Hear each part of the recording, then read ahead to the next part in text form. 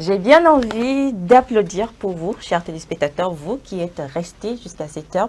Et bien évidemment, applaudir pour le docteur aussi, parce qu'il a conduit de très loin pour arriver pour cette émission aujourd'hui. On aurait pu annuler, mais il m'a dit, non, non, animatrice, aujourd'hui on va faire l'émission.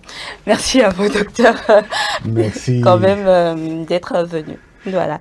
Alors, bienvenue à vous, chers téléspectateurs, dans cette émission Tribune de la Santé.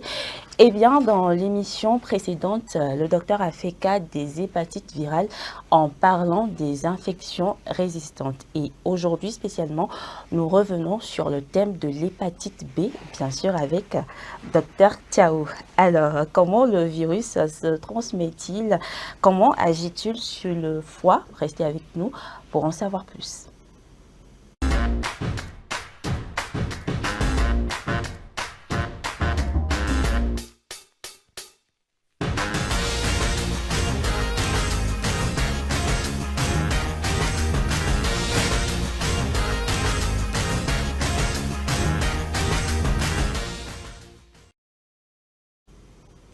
Alors, bonjour docteur.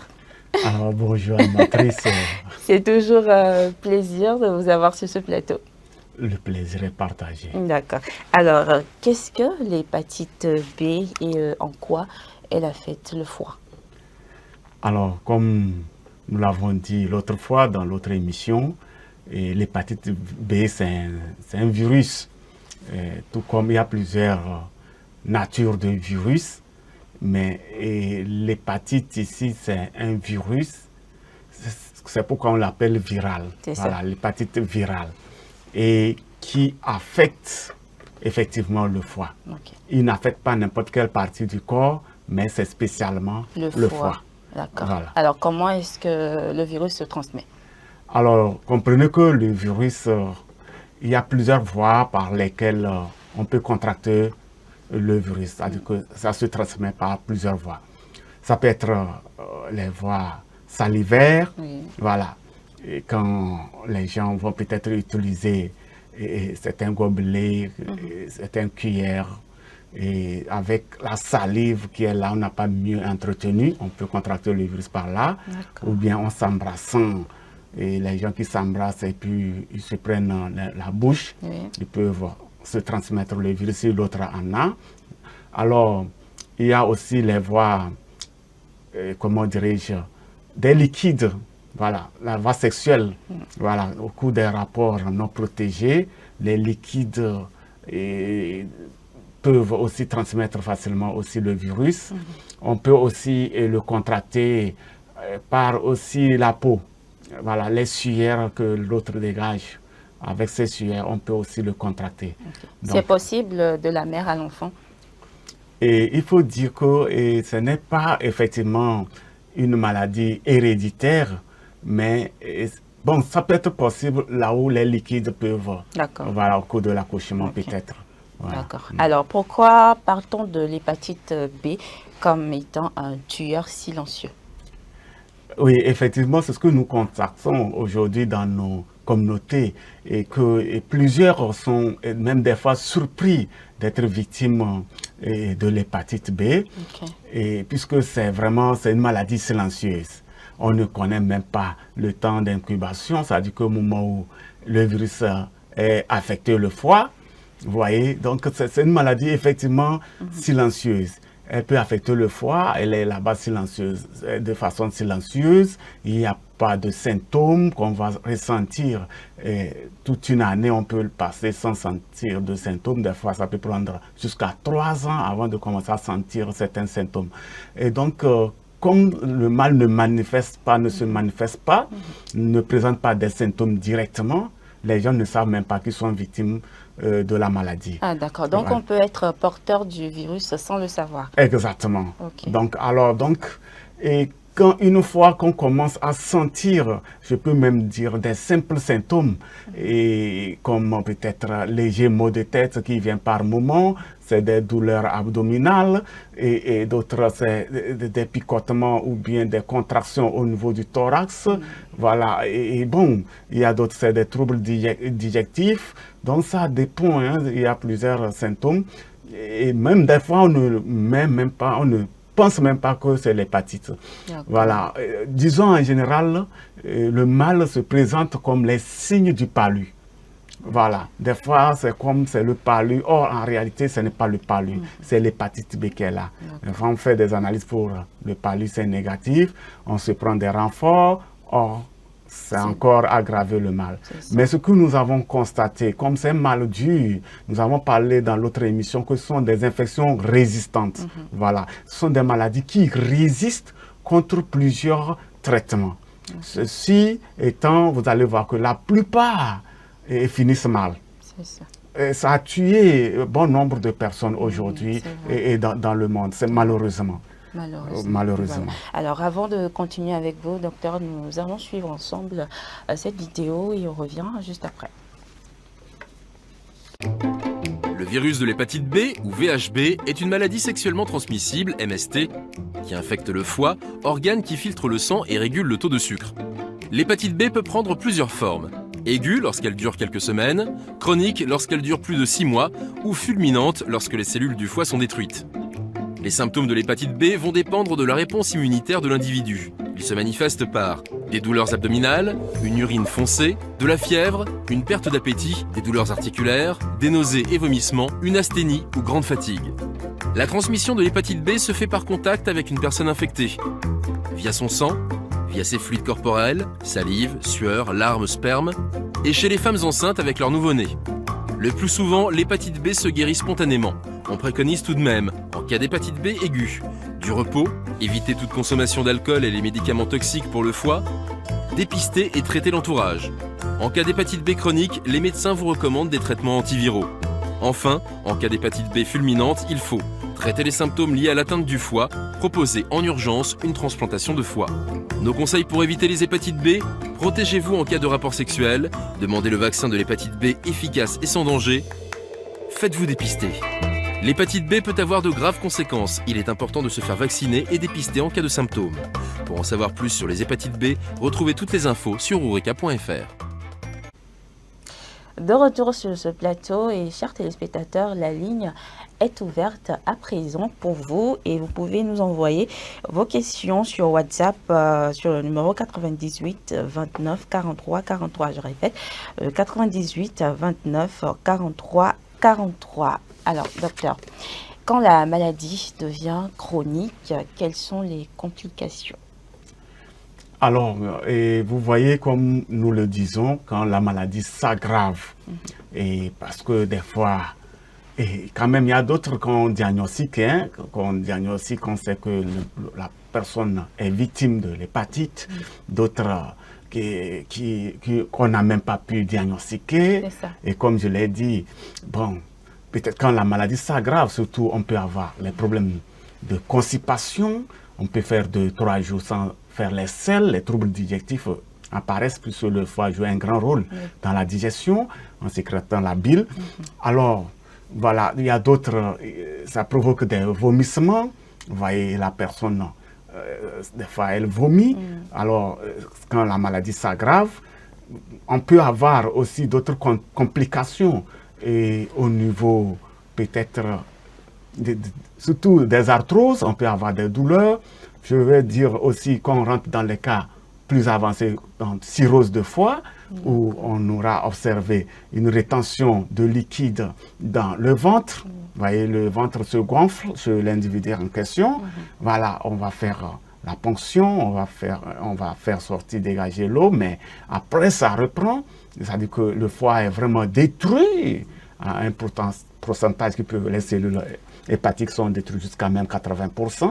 Alors, donc, vous voyez que le foie joue un grand rôle, voilà, dans la sécrétion de la bile et dans, comment dirais-je, l'élimination des déchets et que comporte le glucose qui doit passer dans le sang. C'est la porte d'entrée, le foie, je l'avais dit. Voilà. Et donc, ces cellules n'existent pas pour pouvoir faire ce travail. La neutralisation des produits chimiques, des substances chimiques qui accompagnent les aliments ne sont plus effectuées. Donc, tout l'organisme est affecté maintenant. Vous voyez, la personne se sent mal à l'aise dans tout le corps parce que le foie ne joue plus son rôle. Alors, docteur, venons-en à un aspect fondamental. Parlons de l'alimentation. Alors, pourquoi est-elle si importante pour une personne atteinte de l'hépatite B? Alors, vous allez comprendre, surtout que ici nous faisons cas de l'hépatite B. La dernière fois, dans l'autre émission, nous avons expliqué le pourquoi les infections résistent. Oui.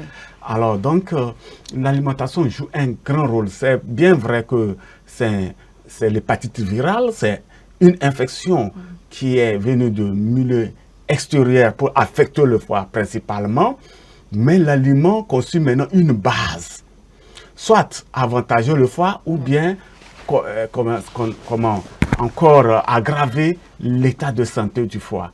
Quand nous ne savons pas quel aliment manger, et puisque le foie, c'est lui qui transforme les aliments en énergie pour l'organisme, et quand on l'envoie encore les aliments plus lourds, alors vous allez voir qu'on donne encore du travail au foie. Et le foie étant déjà dans cet état de délicatesse, ça va encore aggraver sa santé. Oui. Ça va encore dégénérer la santé du foie. C'est ça. Alors, docteur, quels sont maintenant les aliments qui soutiennent le bon fonctionnement du foie? Alors, il faut dire qu'on ne peut pas carrément écarter certains aliments, puisque ces aliments aussi ont leur apport nutritionnel au niveau de l'organisme, mais nous devons réduire certains aliments carrément. On peut aussi éliminer, hein, ça c'est important. Mais je peux dire que quand on a déjà des problèmes de foie, on doit se référer à des conseils spéciaux. Donc, ces conseils-là permettent le patient à mieux s'y prendre sur le plan comportement alimentaire. Je peux dire, on aura besoin, dans ce cas, des légumes et peut-être des fruits. Donc, une combinaison de ces fruits ou bien légumes, ça c'est très important. Oui. Ces combinaisons, je peux dire, à la fin, on va donner les contacts aussi, les gens pourront nous contacter pour mieux faire les combinaisons. Puisqu'il y a aussi des allergies alimentaires qui peuvent aussi provoquer des problèmes. Maintenant, il y a des aliments aussi, ça n'évite pas, hein, d'autres carrément, c'est une longue liste. Il y a des céréales, on en a besoin de consommer, hein, les céréales qui sont sains, on ne va pas aller dans les trucs chimiques. Voilà. Il y a aussi des fruits qui sont sains, voilà, qui ne comportent pas des éléments chimiques, tout ça là. Nous avons peut-être les protéines aussi, on en a besoin, hein, et que ce soit peut-être le poisson ou bien des protéines végétales. Alors les fruits, les légumes, comme je l'ai dit, et les huiles spécialement qu'on recommande, voilà. Mais de l'autre côté aussi, il y a des viandes que ça rejette, il ne faut pas consommer parce que ça va aggraver l'état de santé du foie. Et les alcools, les boissons alcoolisées, qui vont encore aggraver parce que c'est lourd, voilà. Et les viandes grasses ou les viandes rouges, voilà, qui sont très lourds pour transformer. Donc, il y en a un certain nombre, les sucreries et d'autres aliments qui comportent les sucres raffinés, les aliments trop raffinés en général, mais les produits trop raffinés. Donc, il y a tant d'aliments quand même et on doit éliminer. Alors, nous avons parlé des aliments, nous avons parlé des fruits et légumes. Qu'en est-il de l'hydratation? Effectivement, l'hydratation, c'est très important puisque nous avons fait cas dans l'autre émission en faisant savoir que quand on s'hydrate mieux, ça aide la digestion déjà. Voilà, ça aide à mollir les particules solides de l'aliment que nous avons envoyé. Donc, au moment où le foie est déjà en problème, et donc, il faut l'aider. Il faut l'aider. Il faut boire l'eau. Alors, nous avons un message. Bonjour, c'est Yves de Palimé. Bonne émission à Madame Christelle et à son invité. Merci pour le thème du jour. Merci à vous, Monsieur Yves. Alors, docteur, quelle est la différence entre hépatite B et insuffisance rénale? On dirait qu'elles sont les mêmes symptômes. Non, pardon, on dirait qu'elles ont les mêmes symptômes. Alors, Monsieur Yves dit, docteur, quelle est la différence entre hépatite B et insuffisance rénale? Alors, pour lui, il pense qu'ils ont les mêmes symptômes. Voilà. Alors, là où il ne va pas comprendre, les problèmes d'insuffisance rénale, là, ce n'est pas un virus. Voilà, l'hépatite B, c'est un virus et qui affecte principalement le foie et qui le détruit progressivement. Alors, mais nous savons qu'il y a plusieurs problèmes du foie. Hein. Il y a jusqu'à 6 maladies différentes qui sont liées au foie. Vous voyez, il y a d'autres maladies du foie. Là, ce n'est pas un virus qui l'a affecté. Voilà. Et les manifestations aussi sont aussi similaires quand même par rapport à l'hépatite B. Maintenant, au niveau de l'insuffisance rénale, vous savez, les reins, eux autres, c'est après la combustion, c'est-à-dire que l'utilisation du glucose qui est parvenue à l'issue de notre aliment, qui rentre dans le sang et qui est utilisé, la combustion, là, ça forme encore des déchets dans le sang et qui doivent remonter jusqu'au rein. Alors, les reins sont aussi les filtres, alors pour pouvoir éliminer ces déchets à partir des urines. Voilà. Donc, l'insuffisance rénale, ça dépend. Par exemple, le diabète peut provoquer les problèmes d'insuffisance rénale. Ce n'est pas forcément une infection. Et ce n'est même pas l'hépatite B. L'hépatite B ne peut pas affecter les reins. D'accord. C'est le foie. D'accord. Voilà. Alors, merci, docteur. Merci également à monsieur Yves de Picpalumé. Merci de votre fidélité, parce que je remarque que vous écrivez souvent dans cette émission, et on fait un gros coucou aux habitants de Palimé. Alors, docteur, nous poursuivons avec voilà, notre débat. Et faut-il suivre un régime alimentaire, docteur, spécifique quand on vit avec l'hépatite B? Oui, je pense que c'est très important de suivre un régime, d'avoir des conseils, parce que j'ai dit déjà précédemment que l'aliment joue un grand rôle. Quand une fois le virus est rentré, le virus affecte le foie, vous allez voir quand on prend deux personnes qui sont victimes de la même maladie, l'autre personne qui mange en désordre, je peux le dire ainsi, serait menacée plutôt que celui qui respecte l'hygiène alimentaire. Voilà, qui a un régime spécial qu'on l'a éduqué et il le suit. Alors donc les régimes alimentaires jouent un grand rôle, un rôle fondamental, un rôle de base pour la santé du foie. Oui. D'accord. Et quels sont les aliments ou produits qu'il faut absolument éviter? Voilà. Bon, par rapport aux aliments, je l'avais dit déjà plus haut, qu'il y a des aliments gras et qu'on doit éliminer, ou bien des viandes grasses. Alors, donc, on doit éliminer puisque c'est lourd et ça donne encore du travail au foie. Alors, étant donné que le foie est déjà malade, alors nous allons prendre les viandes rouges ou les viandes grasses. On doit éliminer carrément ou bien réduire la consommation. Nous avons les produits raffinés que nous importons depuis les usines de l'Europe. Ils sont raffinés, il n'y a rien de nutrition et puis ça, c'est lourd, ça donne encore du travail au foie et ça affecte le foie. Nous avons, comment je l'ai dit, les huiles lourdes comme les huiles raffinées. Nous avons aussi peut-être les aliments sucrés, et bon, les boissons sucrées ou bien les autres aliments qui comportent le sucre raffiné. Donc, voilà ces aliments, les boissons alcoolisées. Voilà. Docteur, prenons par exemple les produits détox. Je dis par exemple, est-ce que voilà, ils sont vraiment sûrs pour le foie? Les produits détox, je ne sais pas, on peut avoir plusieurs produits que les gens aussi appellent détox. Et est-ce que ces produits sont spécialement pour le foie? On ne sait pas parce que le foie, il est très sensible. Et quand on est victime d'un problème de foie, je ne parle même pas de l'hépatite, d'autres maladies même du foie, ça va interdire un grand nombre de produits. Voilà. Le patient doit s'abstenir de prendre n'importe quel produit, que ce soit un produit, n'importe quelle nature on l'a établi, il faudrait que la personne contacte un spécialiste pour qu'on le prescrive à des formules spéciales pour le foie. C'est ça. Pourquoi cette question? Parce qu'à cette ère des réseaux sociaux, docteur, on voit beaucoup de personnes conseiller des modes alimentaires ici et là. Mais ce qu'il faut savoir, c'est qu'il faut être prudent. Ce n'est pas tout qu'il faut suivre, n'est-ce pas, docteur? Ça, c'est très important. Aujourd'hui, partout, à gauche et à droite, les gens, comme vous avez dit, sur les réseaux sociaux et partout dans les maisons, les gens même se donnent des conseils entre eux. Que si on a un problème de foie, il faut chercher tel pour prendre. Mes amis, il faut faire beaucoup attention. C'est ça. Le foie, c'est un organe très sensible et c'est un organe vital.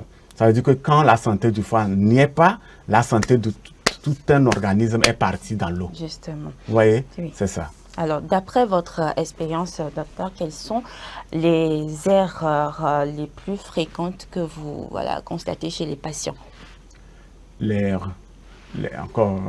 Les erreurs dans l'alimentation. Les erreurs, surtout. Ok, d'accord. Les erreurs alimentaires, nous avons constaté qu'il y a plusieurs qui commettent des erreurs. C'est ça. Voilà, parce que comme déjà ce que j'ai dit, vous voyez, les comportements alimentaires que les gens adaptent aujourd'hui, ce n'est même pas ça.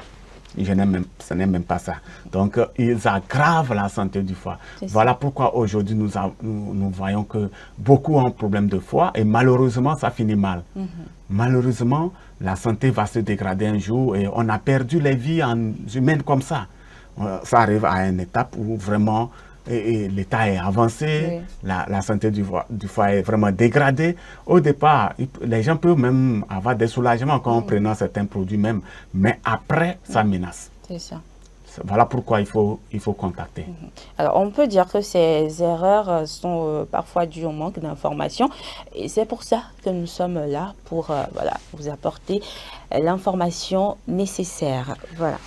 Alors, docteur, quels conseils donneriez-vous, on va dire, à une personne atteinte d'hépatite B dans l'alimentation, côté alimentation, voilà. Alors, vous allez voir que les gens adoptent différents comportements alimentaires.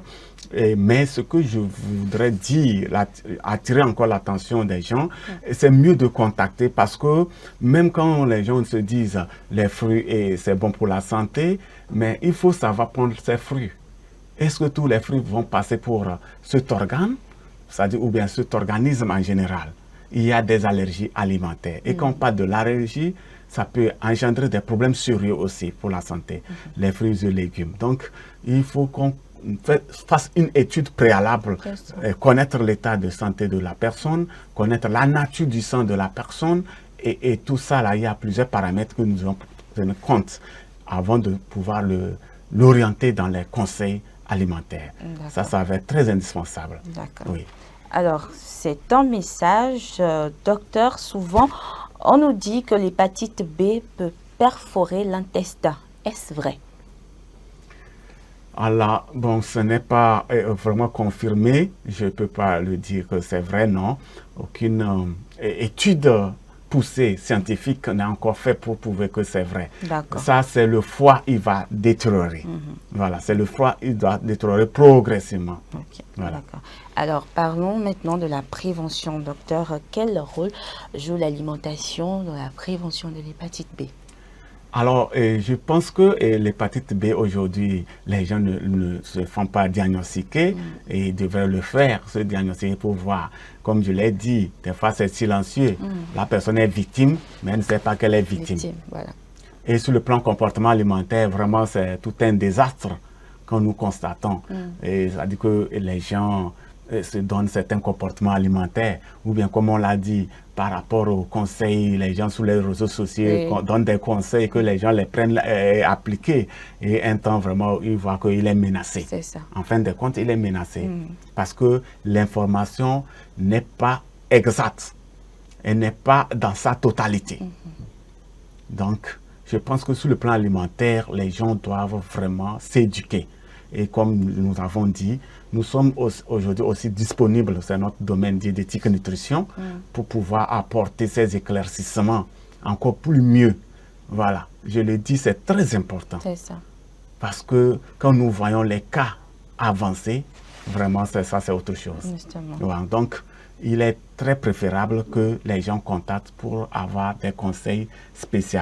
Parce que je peux me mettre à donner certains conseils, or je ne connais pas les organismes des gens par rapport à leur état de santé, les comportements alimentaires qu'ils avaient adaptés il y a quelque temps. Voilà. Et tout le monde va prendre ça pour utiliser à sa manière. Ça peut menacer les autres, ça peut arranger les autres, ça peut les menacer. Ça. Après, ils diront que non, c'est un docteur qui a passé sur le plateau, il avait donné ses conseils et j'ai utilisé. Mais me voilà aujourd'hui menacé. Il n'a pas compris que son organisme n'était pas adapté à ces conseils-là. C'est ça. Voilà. Alors, nous avons un autre message.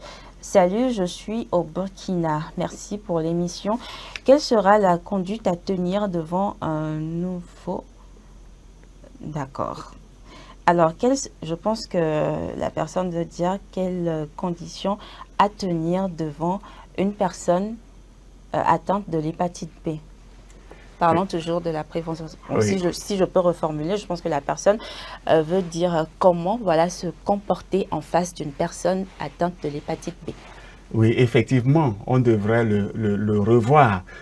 comment cohabiter ensemble avec une personne vivant du virus. Ce n'est pas que c'est interdit de ne pas le cohabiter, mais on va prendre des dispositions. Ce que la personne va utiliser, peut-être les ustensiles de cuisine ou bien pour manger, tout ça là, boire de l'eau, on doit vraiment veiller. Ça peut être personnel à lui et l'entretien serait bien fait. Parce que le partage de ces ustensiles déjà conçu un risque de contracter le virus. D'accord. Voilà. Alors, la personne a rebondi, elle dit la condition à tenir devant un nouveau-né exposé à l'hépatite B. Voilà. Voilà. Quelle sera la conduite à tenir devant un nouveau-né exposé à l'hépatite B? Alors, ça veut dire que peut-être que sa maman en souffre, ou bien son papa, ou bien quelqu'un de la famille. Alors, donc, sa maman, si c'est sa maman, on va veiller vraiment en l'allaitant. Voilà, se mettre en propriété. Voilà. Si maintenant elle atteint l'âge d'être vaccinée, on va la vacciner, c'est très important, puisque c'est pour éviter, prévenir le mal. D'accord. C'est très important. D'accord. Alors, en attendant de nouveaux messages, docteur, un mot, on va dire, voilà, quelles sont les habitudes alimentaires essentielles à adopter donc pour protéger son foie, les habitudes alimentaires. Oui, et disons que pour les habitudes alimentaires, j'ai fait cas ici de certains aliments que déjà quand on est victime de l'hépatite, on doit soit les éviter ou bien les réduire. Et ces habitudes alimentaires, ça doit vraiment écarter un peu des aliments lourds, si je dois résumer. Tout aliment lourd, parce que tous les aliments lourds, c'est le foie qui va transformer ça en énergie pour l'organisme. Voilà. Donc, on doit faire l'effort de les réduire. Et des fois, je le dis, que des fois aussi, la manière de cuisiner, les gens manquent cette notion. Comment faire la cuisine, la cuisson de certains aliments, et ce n'est pas ça. Ou bien, je peux même dire que les combinaisons alimentaires, vous voyez, même quand je prends le cube aujourd'hui que les gens utilisent dans leur quotidien, mais d'abord, on doit normalement écarter cela. Mais si on va étudier comment utiliser cela à une faible quantité, on doit savoir le préparer. Voyez, non? On doit laisser ça au feu jusqu'à bouillir avant d'ajouter autre aliment. Voilà, les gens ne savent même pas cuisiner.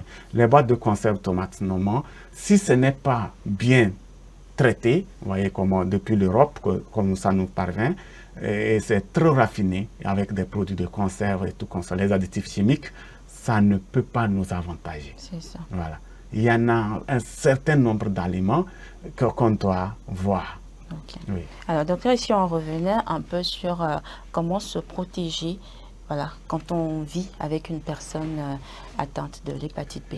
Oui, et déjà, comment se protéger? Comme si on sait déjà que la personne est déjà victime, il faut prendre des précautions. Pour ceux qui, peut-être, on est même déjà en couple, en faisant des rapports, en prenant des rapports sexuels, on doit se protéger. Voilà, on doit se protéger, ça c'est important. En attendant qu'on soigne sur l'homme qui est victime, ou bien c'est la femme, on doit les suivre en soins efficaces pour agir sur le virus. J'allais même en parler de ça. Aujourd'hui, nous intervenons efficacement sur ces virus avec des formules spéciales, efficacement pour renforcer la santé du foie, pour travailler aussi efficacement sur le virus. Voilà. Alors donc, avant de voir autre chose. C'est ça. Alors, un message, docteur, je suis en train de suivre l'émission avec un frère qui boit un peu. Alors, il veut parler de l'alcool.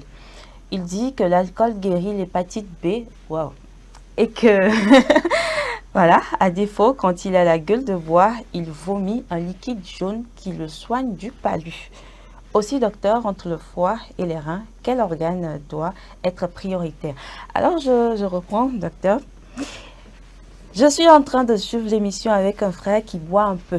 Il dit que l'alcool guérit l'hépatite B. Docteur, est-ce que c'est vrai? Vraiment, c'est pitoyable. Je peux même dire que nous n'avons pas compris, puisque quand je parle de combinaison alimentaire, il y a des aliments, on n'a pas interdit carrément de ne pas les consommer.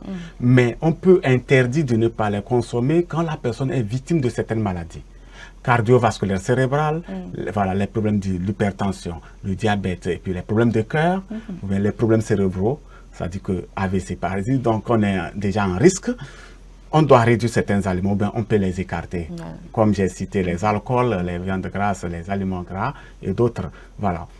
Alors, l'hépatite, d'autres même l'ont contracté à travers l'alimentation. Oui, c'est ça. Voilà, puisque quand on prend déjà trop d'alcool et puis et les aliments gras, vous voyez, ça endommage la santé du foie. Et j'ai dit, le foie peut être victime de plusieurs maladies.